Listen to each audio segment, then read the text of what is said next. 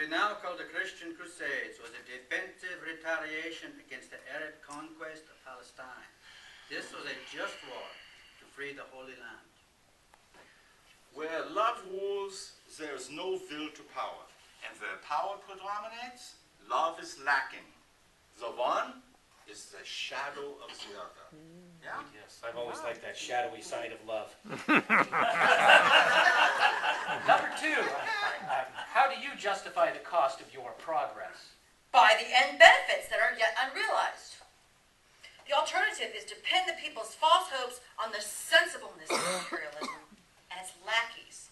We must revolt against these outside influences. Social justice cannot be attained by violence. Violence kills what it intends to create.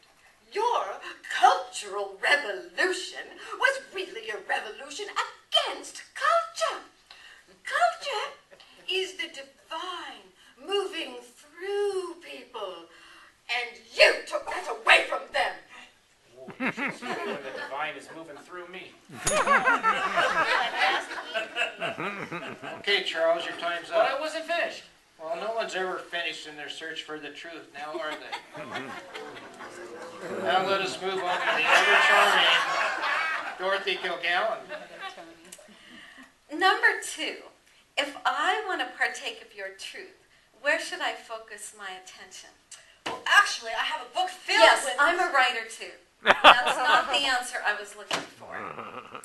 Number three, same question. Modern humans rely too heavily on science and would benefit from a bit of integrating spirituality and appreciation of the unconscious realm into their lives. Yeah? Number four, same question. Think of a sensitive photographic film steadily exposed to the night skies. It takes imprint of the stars that a telescope cannot make visible to the eye of man.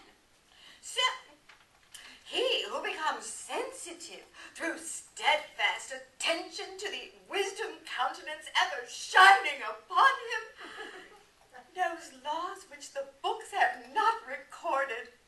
He shows forth activities of unhistoried aspect. What did she say? I have no idea. Number two, same question. Where would I find my truth? Natural science is one of man's finest weapons. In his fight for freedom, for the purpose of attaining freedom in society, man must use social science to understand and change society and carry out social revolution. The historical experience of socialist countries has sadly demonstrated that collectivism does not do away with alienation, but rather increases it. The Church offers instruction to the individual for reaching the divine and strengthens the community by supporting the individual. Number three, has your truth changed over time? As the individual psyche evolves, of course, there will be a greater ability to discern the truth. Truth does not change, though we can aspire to greater understanding of it. Did our evolution of thought and consciousness end 2,000 years ago with the creation of the Bible? There was revelation before Jesus and after. We have focused too much on the messenger and not enough on the message. You know, the Muslims had the same problem with the Quran, calling it the final word of Allah. Who is to say that Allah or God ever stops revealing truth to us? Yeah, the truth is not a factual reading of the Bible or the Quran, but it is what they represent. Yes. Yeah?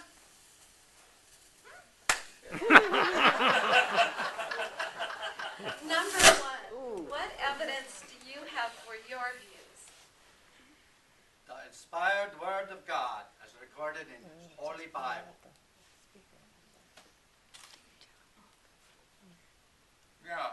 Yeah. Mythology,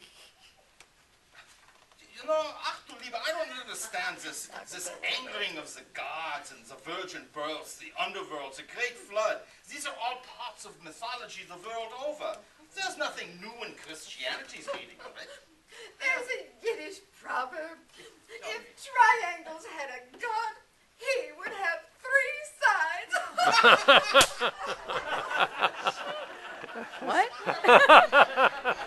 Yeah. And you gotta remember too that mythology is defined as other people's religions. Oh, yes. Religion is defined as the popular misunderstanding of mythology. Number 1. What is the greatest challenge you face in presenting your truth? Erasing nationalism imposes its dominion on man today in many different forms and with an aggressiveness that spares no one. The challenge that is already with us is the temptation to accept as true freedom what in reality is only a new form of slavery.